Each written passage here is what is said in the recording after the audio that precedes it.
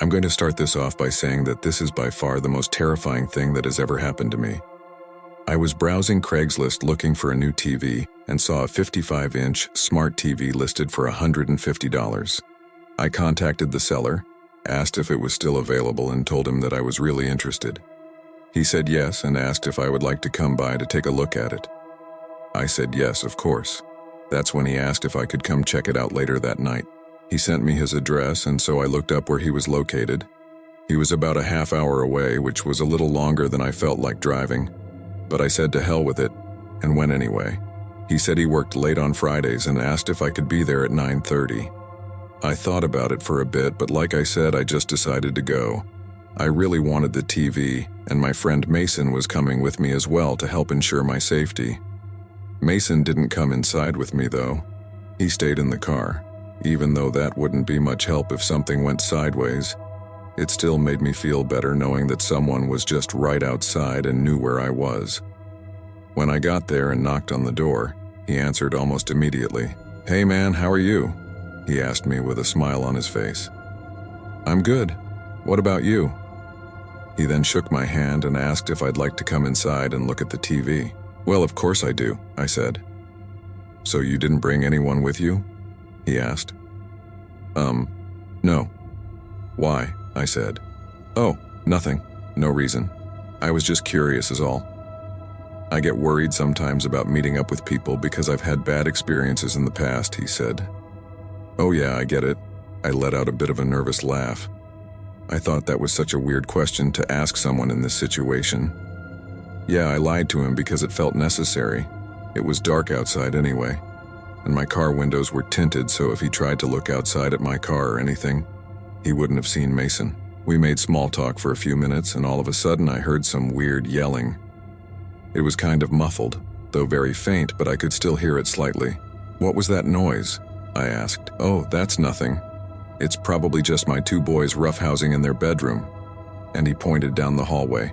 That was the exact moment I knew something was wrong because the yelling did not sound like it was coming from where he pointed. It sounded like it came from the complete opposite side of the house, almost like underneath us or something. I thought I was just being paranoid and didn't want to seem crazy, so I dropped it. He asked if I was okay and said I seemed like I was on edge. I said, "Yeah, I'm okay. No worries at all." "Okay, good," he said. "Let's take a look at the TV now so I can get you out of here quicker. Just follow me downstairs. I have it set up and plugged in down there in our guest bedroom so you can see it works." He opened the basement door and moved his hand in such a way that implied he wanted me to go first, so I did. I felt a little uncomfortable, but still felt like I was just overthinking. The first step I took, he pushed me down the stairs immediately. I tripped and rolled all the way down. Luckily, I didn't break any bones somehow, but I hit my head multiple times on my way down the wooden stairs. When I got to the bottom and was working myself up, he was standing over me with a crowbar. He didn't say a word. He just stared at me for a few seconds. Then he swung and tried to hit me in the head with it, but somehow I managed to dodge it. I then kicked him in the stomach. I grabbed the opposite side of the crowbar he was holding as he bent over, and I whacked him right in the head with it. He dropped to the ground and passed out immediately. I took no chances and ran up the stairs as quickly as possible, screaming for help and yelling Mason's name. As I was leaving, I heard someone screaming for help in the basement, but I couldn't bring myself to investigate it further. I just had to leave. I got in the car and drove off. I was freaking out, borderline hyperventilating while trying to explain to Mason what just happened. I told him how I thought there was someone else down there in that basement who had been trapped. My heart told me to go back and try to help whoever was down there, but I just couldn't. We called the police and they showed up at the scene very quickly. I told them everything that was going on. Mason said we had to drive back to the house so we could talk to the police when they got there. As much as I didn't want to, I knew he was right. When we got back less than 10 minutes later, there were already 3 police cars there. We waited at the end of the driveway for one of the officers to come out and talk to us so we could tell them our side of the story and see what was going on. The man was still passed out on the ground when the police got there, apparently. They put him in cuffs and got him to a hospital. I don't know all the charges he was facing, but he'll be locked up for a very long time. Maybe even for life, because I heard he has a very lengthy past, and they are still investigating his case. Turns out he had 2 other people in the basement locked away in 2 separate cages that your average dog would fit in. He had been torturing them, and Lord only knows what else. There is not a single hour that goes by that I haven't thought about this. I've been going to a therapist and he helps me a lot, but I'm still really messed up from it all. It haunts me every single day of my life. I've been put on Prozac for my anxiety. I just want it all to go away. The thoughts, the nightmares, my trauma, everything. Every day is a battle for me right now. But I'm trying my best to stay positive. That's all I can do, right?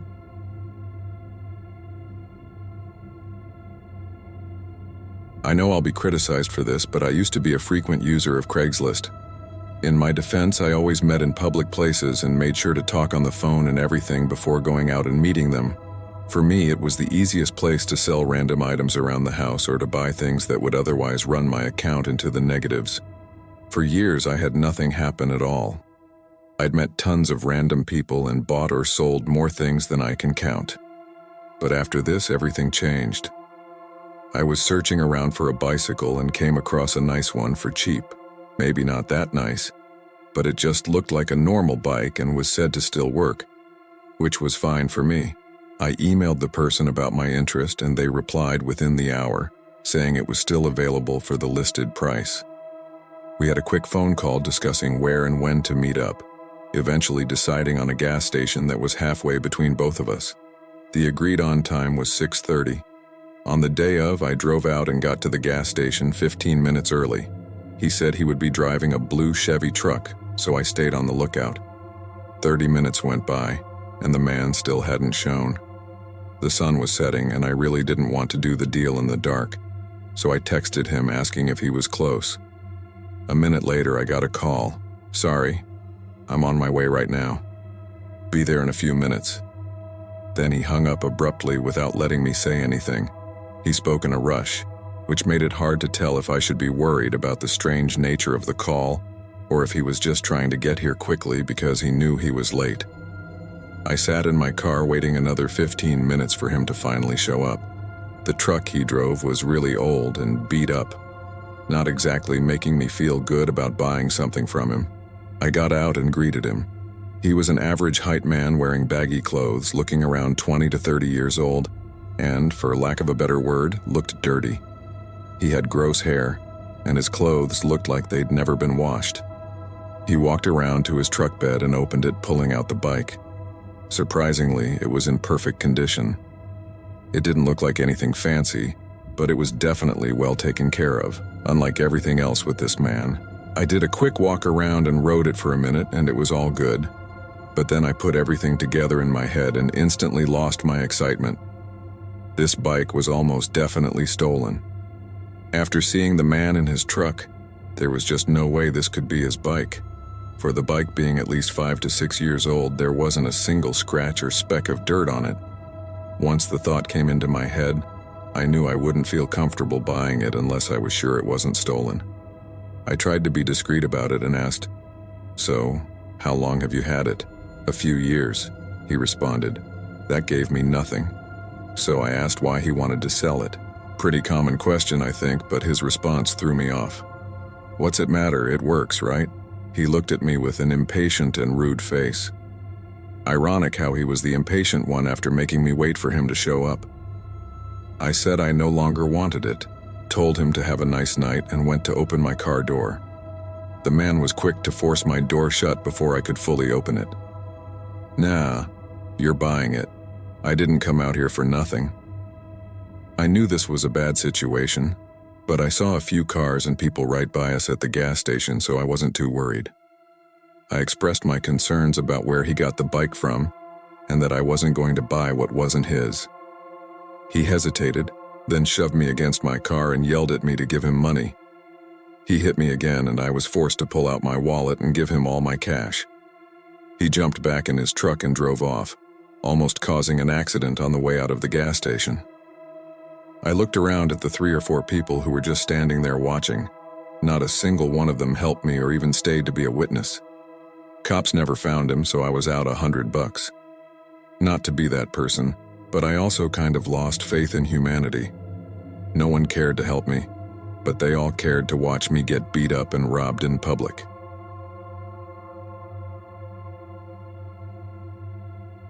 This actually happened to my best friend Chris. His family had just bought a new TV, and they were thinking of just throwing their old one away. Chris's older brother John suggested to their dad Rick that they could sell the old TV on Craigslist to make some easy cash. Since the family never used Craigslist, John said he could set up the ad for him since John's girlfriend had used Craigslist before.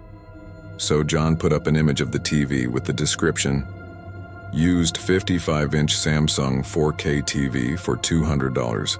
He also put Rick's phone number, so if anyone was interested, they could just call or text him. A week later, Rick got a call from a guy who introduced himself as Toby, and he said he was interested in the TV and wanted to know if he could come by the house at 10 o'clock that same night to pick it up.